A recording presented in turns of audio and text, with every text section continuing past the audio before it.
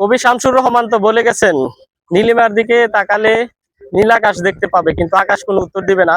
এখানে আকাশ উত্তর দিচ্ছে না, কিন্তু মেঘনা নদীর তীর ঘেঁষা অপরূপ সৌন্দর্য আমাদেরকে জানান দিচ্ছে যে অপরূপ সৌন্দর্য যদি খুব কাছ থেকে দেখতে চান তাহলে এটা দেখতে পারবেন, উপভোগ করতে পারবেন।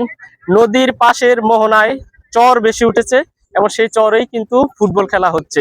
আমরা একটু পরে ফুটবল খেলবো আর দেখাচ্ছি মাঠটা কি তো কত সুন্দর, যে অজানার বুকে এরকম দ্বীপের মতো এক সময় এই জায়গাটা ছিল পানিতে ভাসমান, কিন্তু নদীর প্রতিচ্ছবি, নদী তার জোয়ার ভাটার এই স্বপ্ন বঙ্গের যেই ফলচ্ছবি, সেটার কারণে কিন্তু এই বাটা তৈরি হয়েছে এবং সেই বাটার বুকে অজানা এক সৌন্দর্য ফুটন্ত হয়ে উঠেছে, যেখানে দেখতে পাচ্ছেন সবাই কিন্তু আনন্দে ফুটবল খেলছে।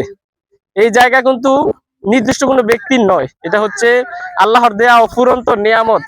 সেই নিয়ামত কাছ থেকে দেখছি, এমন নৌকা দিয়ে আজকে ভ্রমণ করলাম, এমন একটু পরে কিন্তু আমরা ফুটবল খেলবো।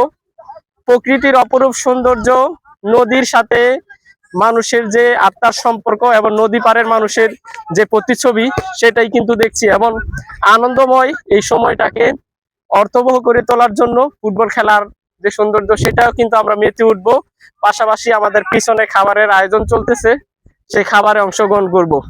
তো বিশ্বকাপের এই উন্মোদনায় এই সৌন্দর্য সবাই একসাথে উপভোগ করার জন্য আমাদের সাথে থাকবেন। এবং দেখতে পাচ্ছেন সবুজের বুকে যেই সুন্দর একটি মাঠ তৈরি হয়েছে, সেই মাঠে ফুটবল খেলা বর্তমান সময়ে যারা শহরের পরিবেশে থাকেন তারা কিন্তু এরকম সচরাচর মাঠ পান না খেলার জন্য, কিন্তু এরকম ভাবে অদ্ভুত ভাবে আল্লাহ তাআলার দয়া অনুগ্রহ মাধ্যমে এই মাঠ কিন্তু তৈরি হয়ে গেছে।